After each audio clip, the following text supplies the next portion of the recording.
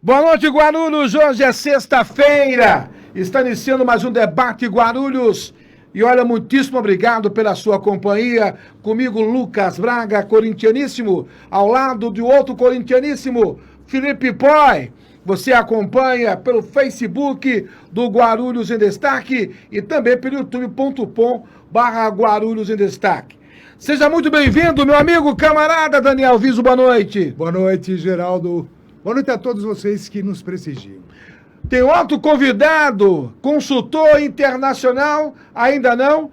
Daqui a pouco o Lucas já está fazendo contato com ele. Eu preciso colocar ele nessa roda para falar, porque hoje também, gente, vamos falar de algo que aconteceu no final de semana, no domingo, nas manifestações que ocorreram, que na verdade houve muita depredação no patrimônio público. Entendo que você fazer reivindicações, questionar agora, quebrar depredações, eu realmente discordo desse tipo de comportamento.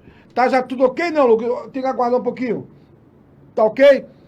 Agora, antes da gente receber o José Vitorelli, eu queria ouvir de você das manifestações que ocorreram no domingo, CEO do Grupo Lumar, Daniel Viso. É lamentável o que aconteceu. Nada justifica a depredação de patrimônio público, patrimônio privado. Nada justifica o vandalismo, a anarquia, né? Ou a bandidagem, né? E o cometimento de crime. Então, eu acho que se pessoas ou grupos não estão de acordo com uma imagem, né? Sim. Colocada um tempo atrás em relação a essas pessoas nesse tempo atrás ter sido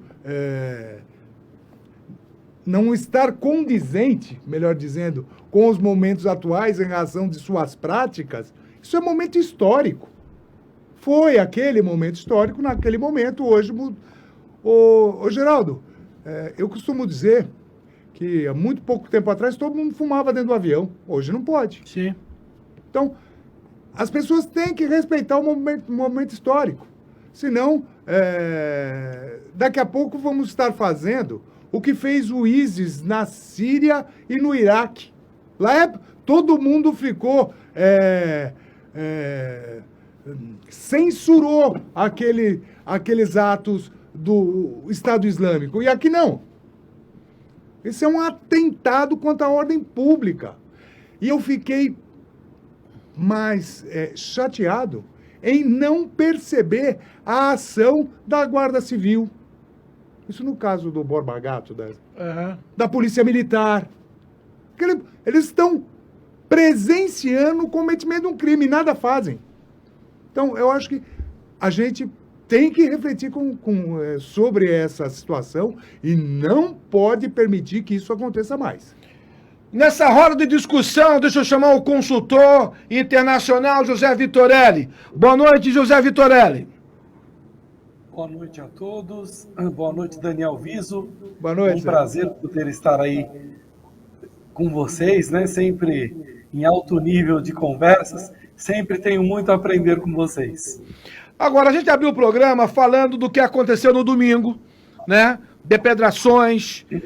De que maneira isso pode assustar os investidores? Porque você reivindicar uma coisa.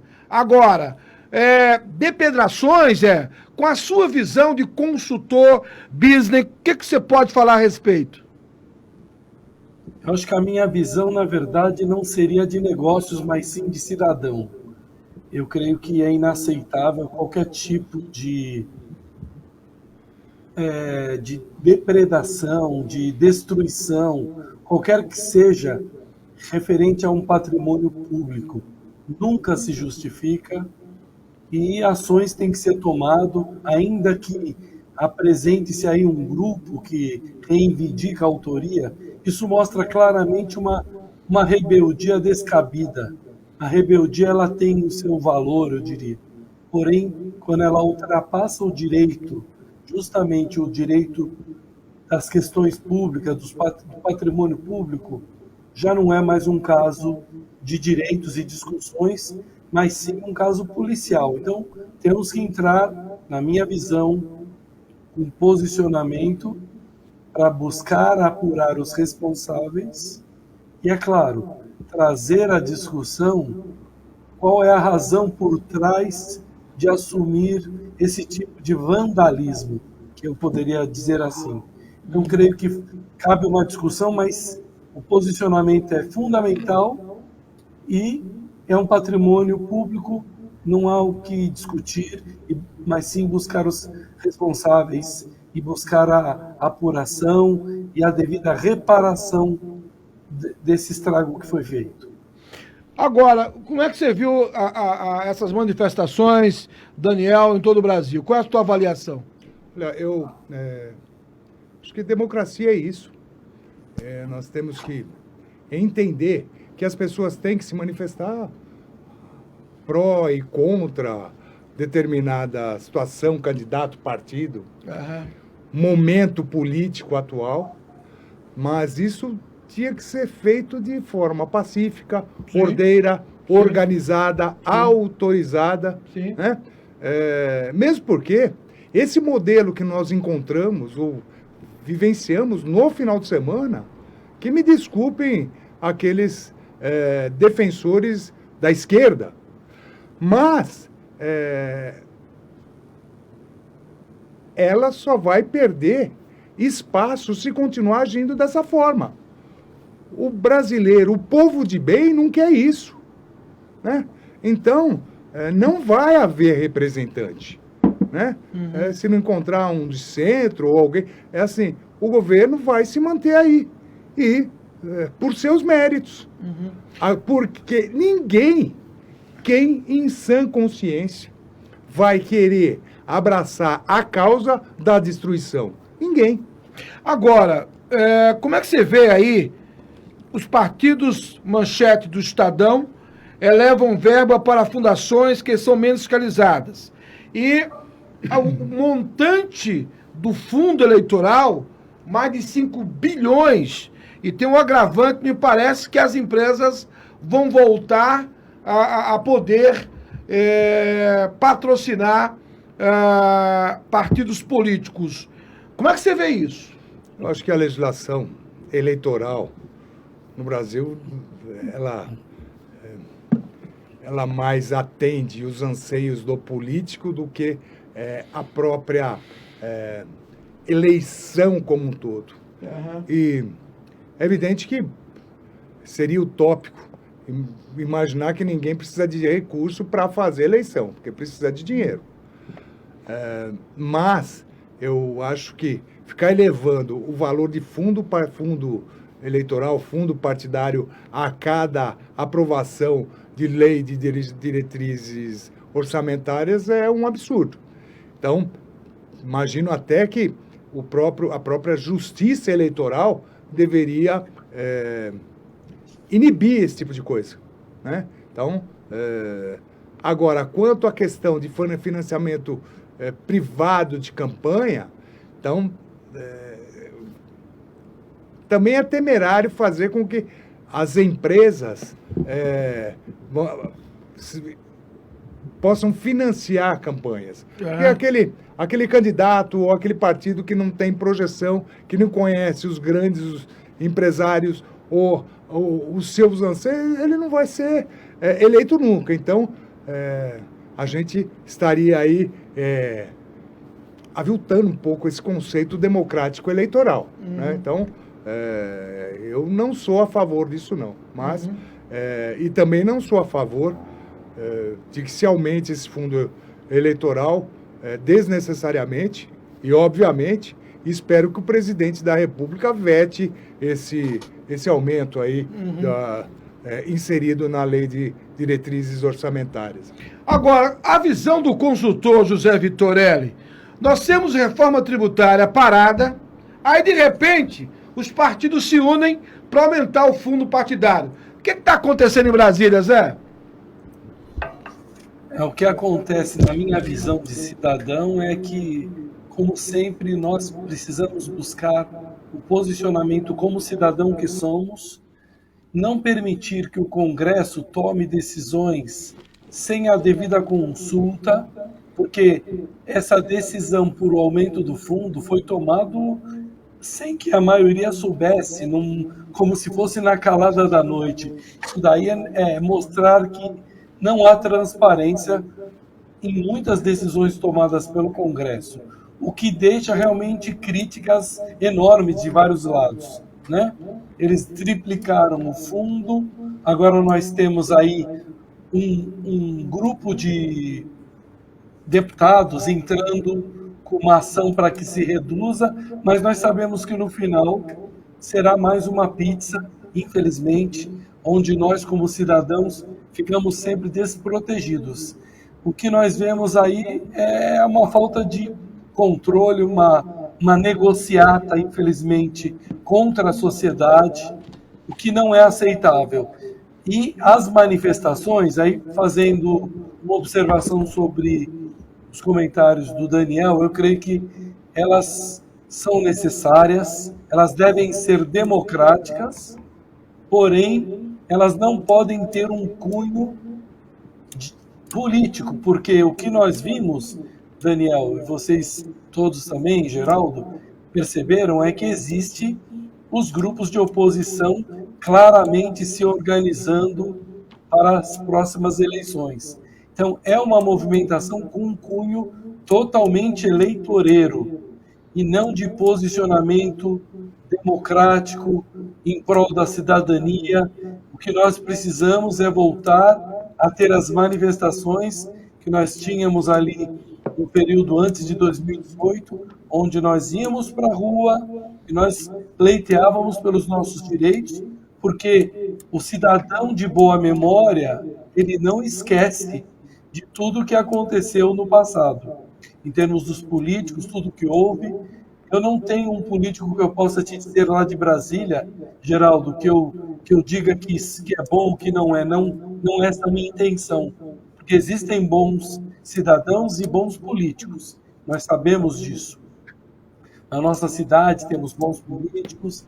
Em Brasília devem haver bons políticos, mas no meio de políticos existem pessoas com interesses pessoais.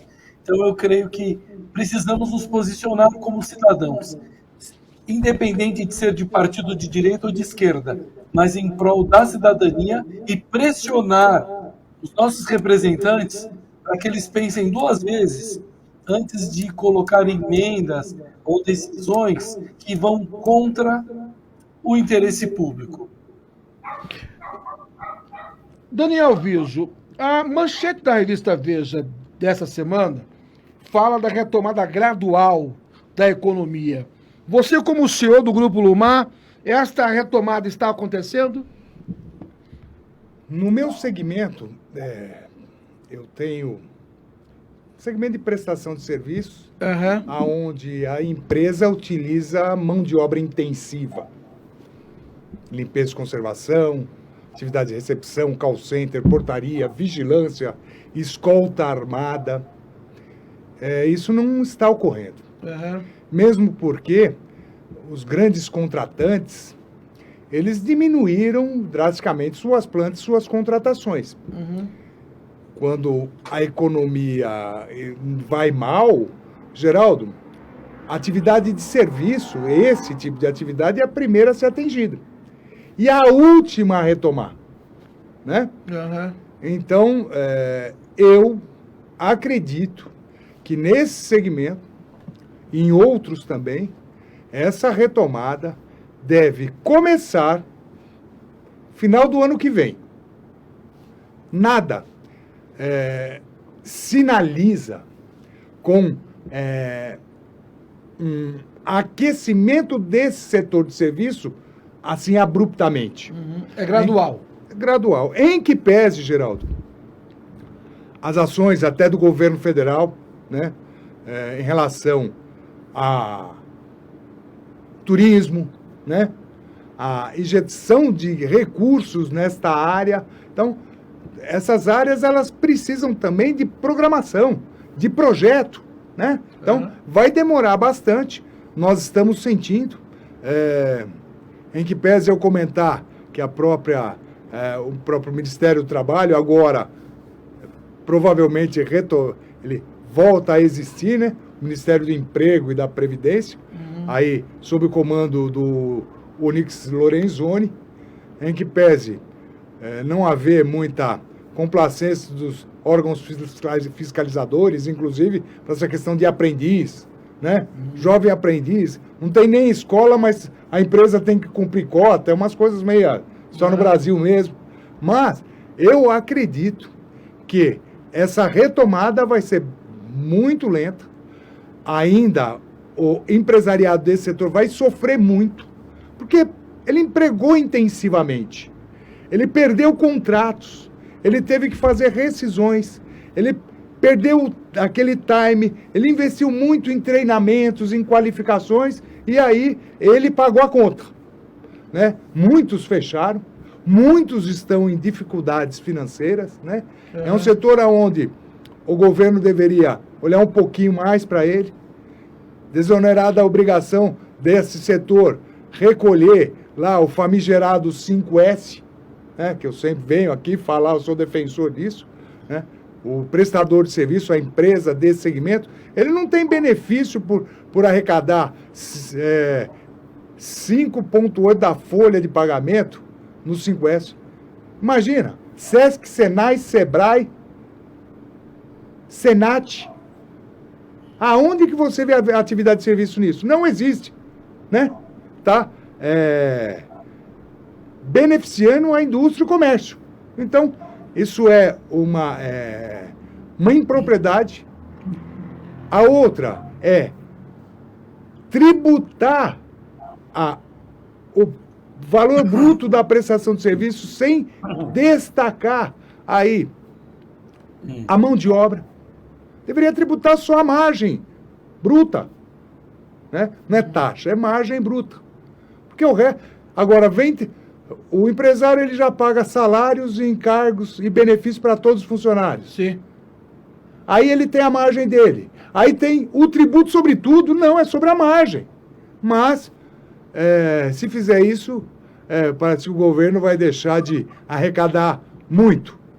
Em contrapartida, nós poderíamos contar com mais 5, 6 milhões de emprego no país e a retomada desse segmento não seria gradual, seria rápida, né? Então, eu acho que serve aí o que eu estou falando de alerta também aí para o ministro da Economia, para se voltar um pouco para essa atividade de prestação de serviço que contém mão de obra intensiva. José Vitorelli, qual é a sua opinião a respeito desse debate agora do senhor do Grupo Lumar, Daniel Viso? Em termos de setor, não, nós temos um problema, né, Daniel? Ou seja, estamos numa pandemia, estamos tentando sair dessa situação. A boa notícia é que já baixou o nível de mortes, então a tendência é realmente de uma recuperação e um retorno à normalidade em termos da questão das pessoas, do mercado em si, de movimentação. Vários setores foram grandemente afetados. O setor de serviços, como exemplo da área de segurança e patrimonial, como disse o Daniel, foram um dos também muito afetados. Os setores ligados a serviços de uma maneira geral, desde o turismo, a aviação, né, os restaurantes, né? Então, nós sabemos que não tem como evitar, já que agora é tentar recuperar.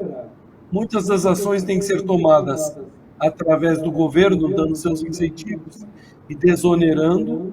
A outra é a sociedade organizada, através das entidades, das associações, né, buscando dar forças, ferramentas, para que os setores, principalmente as pequenas e médias, que são a base da sociedade, que contratam, que empregam, possam retomar suas atividades. Provavelmente, depois de 1 ano e meio, muitas empresas já não abrem mais as suas portas.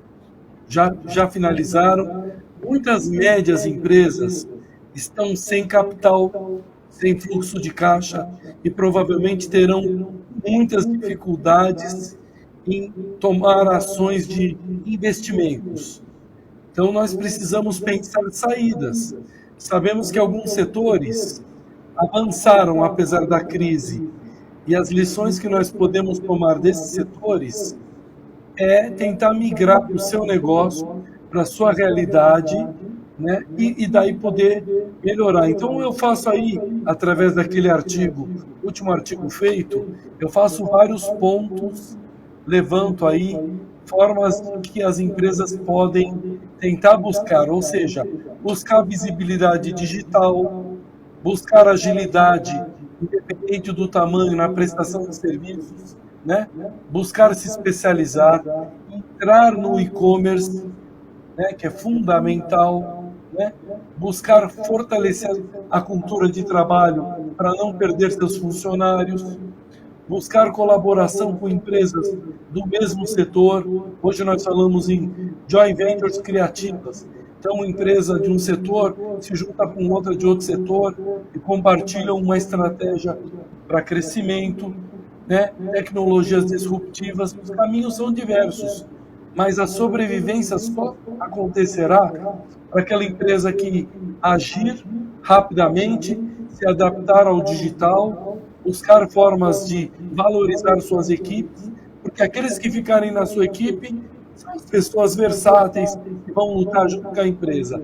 Então, não existe uma fórmula mágica, mas existe aí umas tendências, essas que eu comentei, não foram inventadas, foram levantadas através de especialistas dos Estados Unidos estudando toda a pandemia, que detectaram essas tendências, e as empresas que vêm seguindo essas tendências estão tendo resultados melhores. Eu gostaria de à vontade, lógico, contraponto com o colega. Essa questão da gente fazer comparação com a Europa, Estados Unidos, e sem levar em conta o engessamento da nossa legislação trabalhista, ela acaba sendo inócua. Eu digo isso porque eu participei de congressos internacionais de empregabilidade e emprego durante 15 anos, né? Sempre na Europa, sempre na ONU, sempre na WEC, CLETA, CETT, então fiz parte integrante disso. E a gente descobre, depois de ter 20 anos dedicado a todos os congressos, a todos os estudos, que só o Brasil tem esse engessamento, né, trabalhista em relação ao protecionismo, em relação ao cidadão trabalhador imagina que está ganhando alguma coisa aqui nesse país, mas não está ganhando. Essa legislação, na verdade, ou engessa e tira dele, né? E o governo transfere para o empreendedor, ou empresário, ou empregador, todas as obrigações sociais possíveis e imaginárias.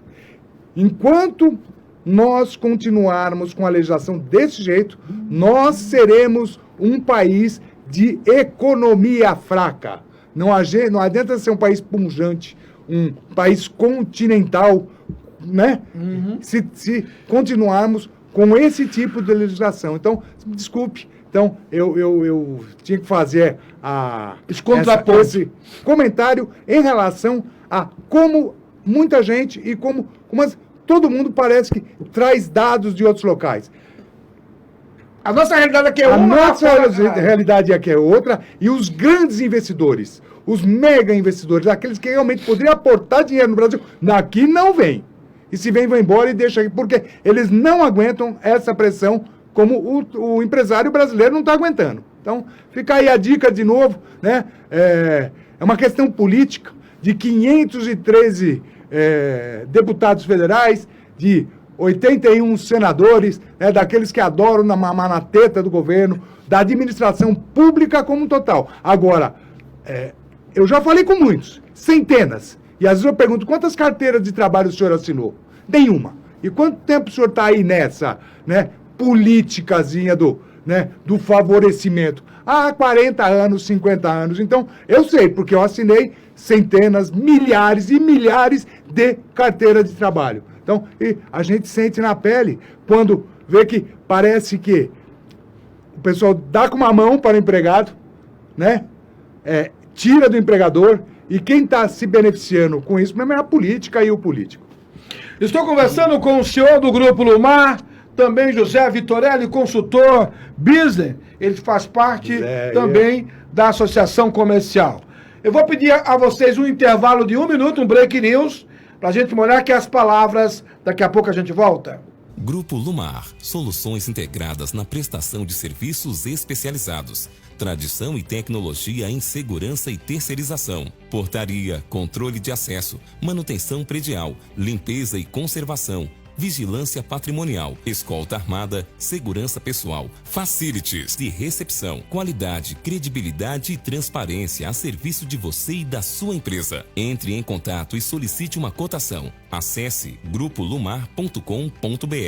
Padaria Favos de Mel, produtos de qualidade, café da manhã, almoço self-service, com variados tipos de sobremesas. No final do expediente, venha saborear deliciosas opções de sopas. Na Padaria Favos de Mel, você encontra um cardápio variados de pizzas, além de saborosos lanches e salgados. Na Padaria Favos de Mel, qualidade faz a nossa diferença.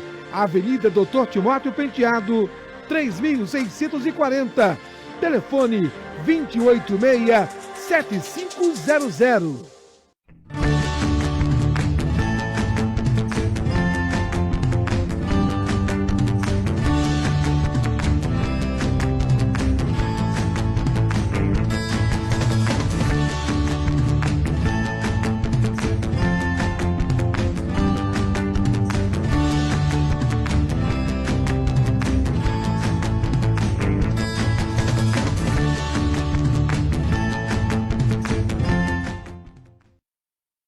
Volta com o debate Guarulhos desta sexta-feira, conversando com o senhor do Grupo Lumar e o consultor de negócios business, o José Vitorelli. Agora, você abriu uma discussão, então, muito interessante, o Daniel Viso, a respeito da sobrevivência das empresas, né? E é evidente que hoje a sobrevivência significa que estar antenado, tá certo? No pós-pandemia, né? Hoje, o mercado está consciente que a economia mudou. O que esta pandemia trouxe de observação, se é que eu posso dizer assim, para o empresário que caminhava num trilho e vai ter que mudar de trilho? Aquele que vai ter que mudar de trilho, ele não tem trilho para, como disse o colega... Eu digo comportamento, né?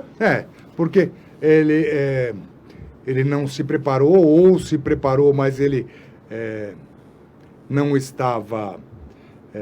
ele não poderia imaginar uma coisa dessa. Aliás, ninguém poderia imaginar um negócio desse. O que ocorre é a falta de sensibilidade, como a gente estava falando nos bastidores, até com o Zé, do judiciário trabalhista, dos políticos, né? Da própria sociedade em geral em relação àquele que realmente dá emprego nesse país. Oferece oportunidade, né? Do empreendedor, do empresário. Hoje, antigamente tinha a diferenciação, né? O dono da firma, do pequeno negócio, pequeno comércio, e do empresário. O empresário era mais macro, grande investidor, era alto, mega industrial, mega comercial. Hoje nós temos aí dados que demonstram que o grande problema do mundo nos próximos 20 anos vai ser água e alimentação. E o Brasil, graças a Deus, né? Parece que Deus é brasileiro mesmo, né? A gente só utiliza, acho que 11% de toda a nossa terra cultivável. Sem considerar aí a Amazônia, aquelas coisas da reserva legal nacional, nós podemos quintuplicar a nossa produção. E aí, o interessante é que o Brasil deve ter as maiores reservas aquíferas, acho que a primeira reserva aquífera do mundo. Então, vai fazer com que, Se nós formos realmente espertos, e não somos até hoje, não somos. O brasileiro é mais acomodado do Sim. que esperto, né? Se a gente conseguir ser um pouquinho mais inteligente, nós só vamos ser a maior potência do mundo, sim. Mas agora precisaríamos acreditar mais na classe empreendedora e empresarial e deixar de puxar saco da classe política que só faz politicagem, né? Então, é isso, essa é a minha opinião. José Vitorelli, você concorda com a linha de pensamento do empresário, do CEO do Grupo Lumar, Daniel Viso? Totalmente. Na verdade, eu diria que o Daniel, ele não fez contraponto, porque, na verdade, as opiniões são válidas.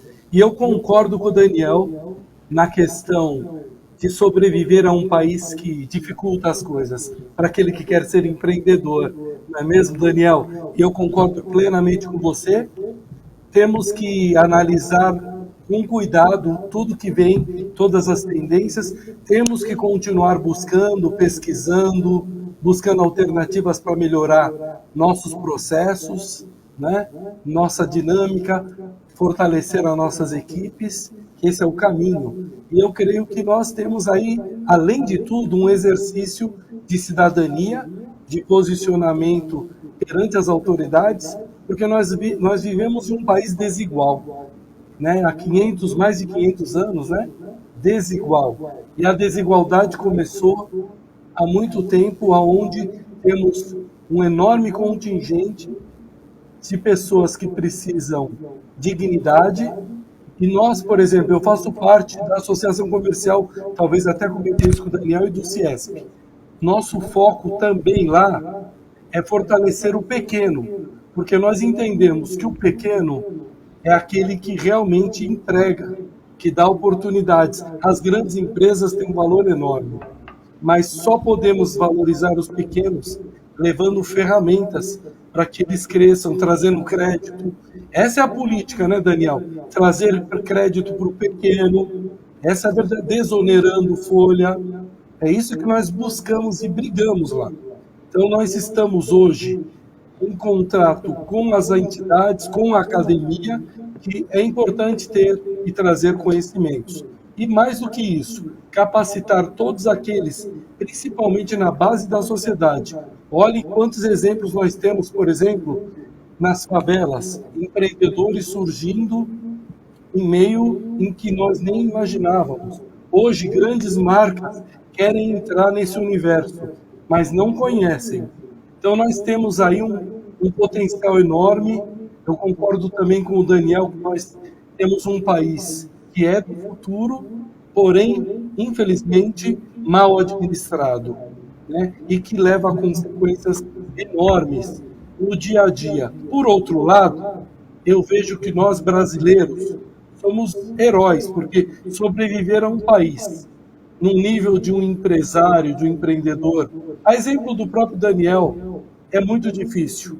Então, precisamos de políticas públicas por parte dos políticos, né, e dos governos, para que nós possamos ser, a exemplo de países mais desenvolvidos, realmente amparados com sustentabilidade. Temos uma questão de sustentabilidade agora, as tais ESGs, né? E o Brasil, ele tem um potencial enorme, precisa fazer uma lição de casa, precisa aprender, talvez, a como lidar com a questão de saneamento básico. Temos um problema de infraestrutura, né? Sem contar os impostos que já falamos há pouco. Então, creio que sentar políticos, empresários, cidadãos juntos, buscando um projeto de futuro, mas desenhando em ações práticas, é possível de sairmos com algumas soluções. Esse que eu vejo aí. Estou conversando com José Vitorelli, consultor business da Associação Comercial, o CEO do Grupo Lumar, Daniel Viso. Agora, Daniel, você que mostrou uma preocupação com o futuro, né, do trabalho terceirizado. Você acha que nessa retomada a preocupação na qualificação profissional do seu segmento passa a ser prioridade para a sobrevivência do segmento? o conceito de terceirização, lá da década de 80, que visava única e exclusivamente a redução do custo, né? Sim. Para ganho de capital daquele que contratava um determinado serviço, isso não existe mais. Sim. Então, as empresas de prestação de serviço a terceiro, terceirização, a terceirização como essência hoje, a terceirização legal, porque a terceirização hoje é legal, é um instituto legal, Sim. não existe mais diferenciação entre objeto fim e objeto meio. As empresas, elas sim qualificam seus funcionários, sim, elas oferecem melhores salários até, Sim. melhores benefícios do que aquele conceitozinho que tínhamos lá no começo da década de 80. Então, diferentemente de que os governos anteriores, né, ao do governo do Michel Temer, e vamos aplaudir a atitude do então presidente Michel Temer, quando, em 31 de março de 2017, promulgou a lei da terceirização. Sim. Né? Aí todos os outros governos anteriores, né, o projeto de lei nasceu no governo Fernando Henrique e ficou 20 anos sendo tramitando na Câmara e no Senado, né? E aí sim, o pessoal defensor aí dos trabalhadores, né? Envolvendo o PT e todos esses partidos que sempre, lamentavelmente, tentavam vir a público dizer que terceirização era precarização. E não, terceirização é qualificação, visto que hoje o pessoal terceirizado monta foguete aí, viu? Que está indo para a estratosfera e voltando. Aquilo é tudo terceirizado, altamente especializado, e aqui no nosso país também é a mesma coisa. Então, é assim, terceirização veio para ficar. O que o empresário desse setor precisa um pouquinho mais de olhos em razão, né, da diferenciação entre indústria, comércio, agronegócio e serviço terceirizado com mão de obra intensiva. Não adianta nada pegar... Aí o colega falou, não, tem que desonerar o pequeno. O pequeno vai virar médio, né? Então, é o conceito. E vai concorrer sem oferecer qualificação. Então, existem segmentos que poderiam ser beneficiados com alguma questão fiscal, tributária, trabalhista, e outros não. Então, então, essa questão que é bem feita lá na Ciesp, na Fiesp até, questão é ligada a este segmento. Agora, aos nossos, não. Tinha que ser um único padrão, porque senão você vai permitir que uma pequena empresa concorra com aquela que realmente investe em qualificação, e aquela pequenininha não. Então, tinha que ter um capital mínimo maior, tinha que ter conceitos diferentes. Então, são mundos que não podem se cruzarem. Exatamente. Então, tem que tomar um certo cuidado. Então, não estou dizendo que o colega, de novo, é o contraponto, nada disso. São setores, né? No setor que exige qualificação, não pode ter diferenciação. Olha, o pequenininho, ele é pequenininho, não, ele tem que se virar. Então, é segmento, né? Então, é isso. José Vitorelli, para a gente concluir com o meu amigo consultor business da Associação Comercial, nas suas palestras, que tipo de conselho, se é por assim podemos dizer, você tem passado para o empresário que te procura falando, Zé, o que eu faço para sobreviver? O que você tem aconselhado ao empresário da Associação Comercial? Olha, então, claro que nós temos momentos diferentes para cada tipo de empresa, né? Então, nós temos empresas e por setores diferentes. O Daniel colocou muito bem isso. É importante sempre que a reflexão seja tomada baseado na realidade de cada setor, de momento de cada empresa, para que se possa tomar a melhor decisão em setor, em grupo, sem afetar macroeconomicamente, digamos assim, as economias.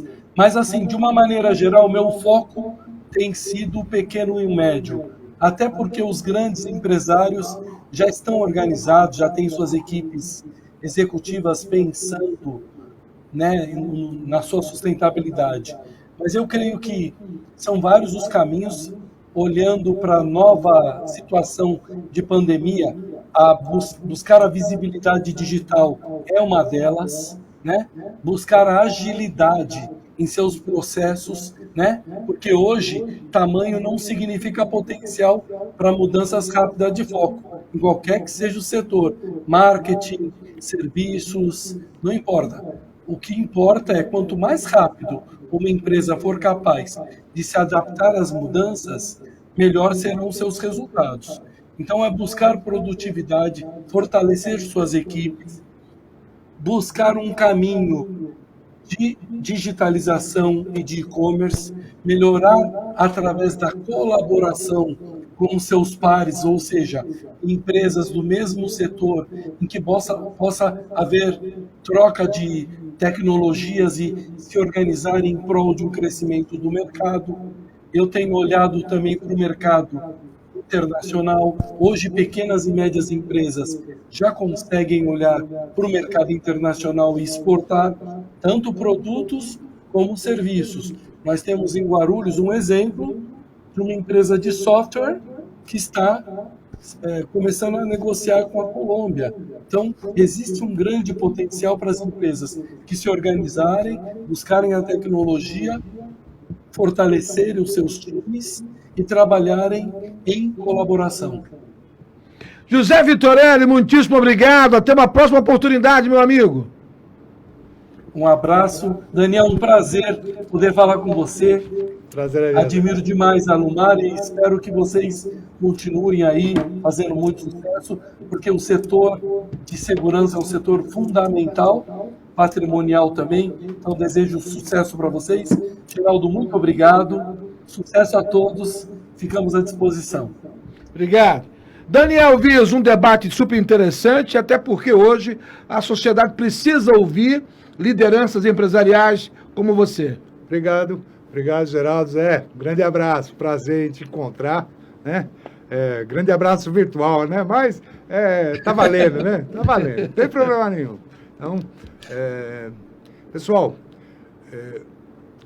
essa questão do novo normal, que muita gente tem comentado por aí, né, Geraldo? Com certeza. É assim,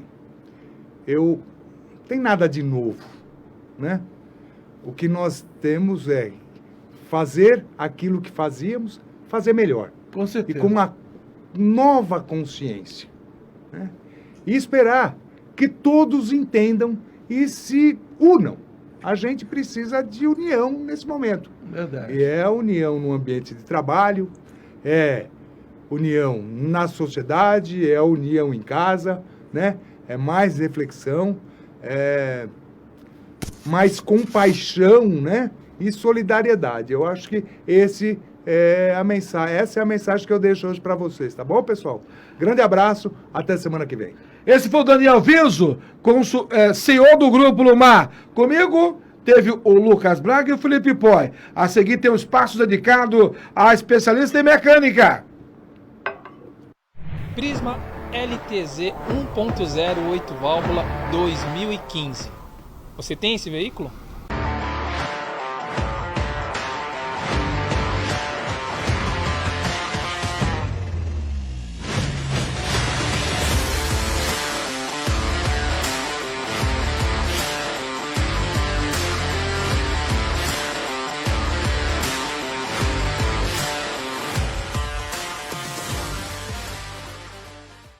Pessoal, vamos falar um pouquinho sobre a questão da correia dentada desse Prisma aqui 2015. O cliente, ele manteve sim o KM do veículo para ser trocado no tempo certo. O carro está com 75 mil quilômetros rodados. Porém, o veículo ele é de 2015, ou seja, 6 anos utilizando o veículo sem fazer a troca da correia dentada. 6 anos. Isso, pessoal, é muito grave. É muito grave. Por quê? A correia dentada, ela só não vence por KM, ela vence também por tempo. Quando a gente fala de correia dentada, são borrachas, são fibras.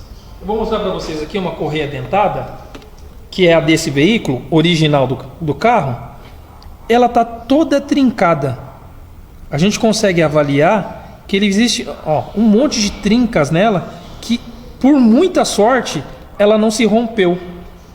Ela não quebrou a correia dentada. Porque ele seguiu simplesmente o tempo de KM do veículo. Ele não seguiu na questão de prazo. Original de um carro, ele tem que ser trocado com 2 anos ou 80 mil quilômetros. O que vencer primeiro? Por que tem que ser trocado e focar nisso aí, pessoal? Porque olha só o que aconteceu nesse veículo, nesse cabeçote, que não trocou a correia dentada no tempo certo. O motor perdeu o sincronismo. Infelizmente, as válvulas bateram na cabeça do pistão e o impacto foi tão violento que o bloco se partiu. Quebrou biela, quebrou pistão, quebrou o cabeçote e acabou condenando o motor 2015 porque não fez a troca da correia dentada. Uma simples troca de correia dentada que custa R$70 acabou custando para o cliente um motor novo de R$8.500. Eu acho que essa manutenção aí não foi boa, né? Não cuidou muito bem do veículo e acabou tendo um prejuízo muito grande por falta de manutenção preventiva. Trocar correia dentada e rolamento da correia dentada também, que por sua vez tem problema nos rolamentos e também tem vida útil.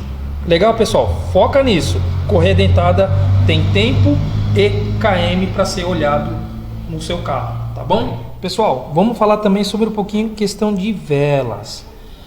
A vela do motor do veículo, ela tem que ser trocada com 70 mil quilômetros. E de fato essa realmente também, desse mesmo veículo, original de carro, com 75 mil quilômetros, é visível que a abertura da vela está muito gasta, está muito aberta. O fabricante recomenda um calibre de 70. Nesse veículo aqui, com esse desgaste natural, está passando um calibre de 80, de 100. E você comparando a vela nova, você vê que o calibre de 70 realmente está correndo certinho na medida.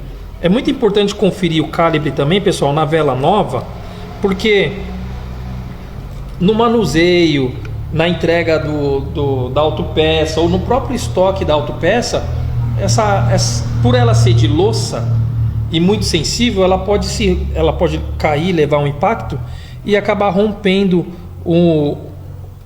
a membrana que tem interna dele, que dá a centelha. Então é importante, com o multímetro, conferir as pontas, se tem sinal, e conferir a abertura do calibre, se por algum motivo ela não acabou fechando por algum impacto. É importante conferir. Por que isso é importante, pessoal, falar sobre vela? Ainda mais nessa época de frio, se as velas não estiverem na abertura correta, ela vai ser difícil a partida. O tempo de centelha não vai estar correta e não vai dar a queima correta de combustão no motor para que o seu carro pegue logo na primeira partida. Então é importante conferir a abertura das velas, fazer a troca no tempo certo. Depois que trocou essa primeira vela original, pessoal, a cada 40 mil tem que ser trocado, ou 6 meses, as velas do seu carro. Uma coisa que a gente observou nesse veículo, que ele teve uma manutenção de troca de cabo. A gente viu que os cabos de vela dele foram trocados, porém mantiveram a mesma vela. Então, nesse caso aqui, nós não vamos substituir os cabos, porque ele consta que está ok, fizemos a medição e ele está corretamente funcionando normal. As velas não, que não foi trocada, a gente vai fazer a troca das velas para que o carro tenha uma queima e uma combustão perfeita. Pessoal, a gente sempre tem falado nos nossos programas sobre questão da troca do disco e pastilha. É essencial para você ter uma frenagem correta no veículo. Explicamos sobre a espessura da pastilha, a questão do disco, quando deve ser trocado e não. Nesse caso aqui nós vamos focar um pouquinho mais no fluido de freio. Vou mostrar para vocês aqui a situação desse carro com 75 mil quilômetros que nunca foi trocado o fluido de freio. Vou mostrar para vocês a diferença de um fluido velho e um fluido novo. Isso faz uma diferença muito grande para que o seu carro tenha uma frenagem correta e que também não tenha desgaste prematuro de disco e pastilha também. Assim como o óleo de direção tem o seu recipiente, o óleo do motor, o óleo de freio também possui um recipiente que armazena o óleo. Se vocês observarem, esse reservatório de óleo ele está bastante contaminado com impureza, porque o óleo nunca foi trocado. Ele está com 75 mil quilômetros e não foi feita a troca desses fluidos de freio. Se vocês compararem aqui, olha a cor desse óleo que está no veículo desde o original. E eu vou mostrar para vocês a diferença de um óleo completamente novo que vai ser colocado no veículo. É visível a diferença da cor e da viscosidade do óleo. Aqui ele contém as prioridades corretas para que o motor tenha a frenagem correta. Aqui já não. Ele praticamente já não tem mais a sua função, não está agindo corretamente. Correto, manutenção preventiva. A cada 100 mil quilômetros fazer a troca do fluido do sistema de freio completo. E é muito importante fazer uma sangria dos freios das 4 rodas e trocar completamente o sistema, desde o reservatório até as 4 rodas do veículo, sangrando com o sistema com um aparelho hidráulico ou até manualmente, mas o importante é que seja feita a troca e a sangria do sistema de freio completo, porque o pessoal foca muito na questão do disco, da pastilha e acaba esquecendo de fazer o mais importante aí, que é trocar o líquido que faz a frenagem no tempo correto.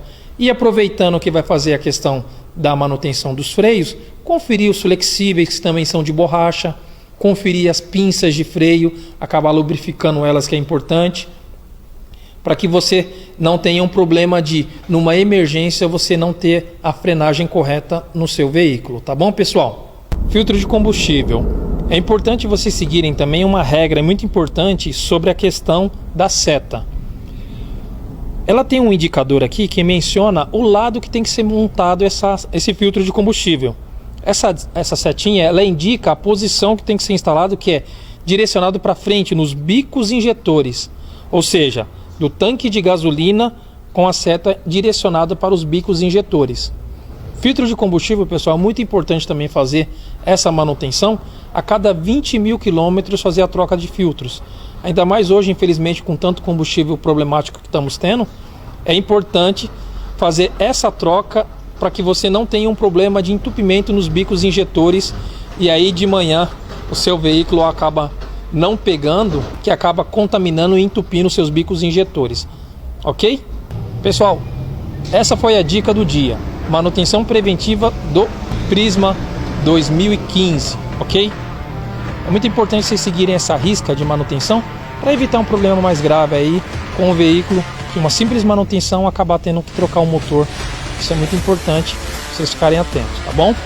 Segue a gente nas redes sociais, @personalitycar, e também deixe lá seus comentários que a gente vai ajudar vocês a auxiliar com perguntas e respostas lá no Instagram. Mais uma dica para vocês: o nosso endereço fica na Avenida Barbegrim, número 750, aqui no Jardim Santa Clara, tá bom?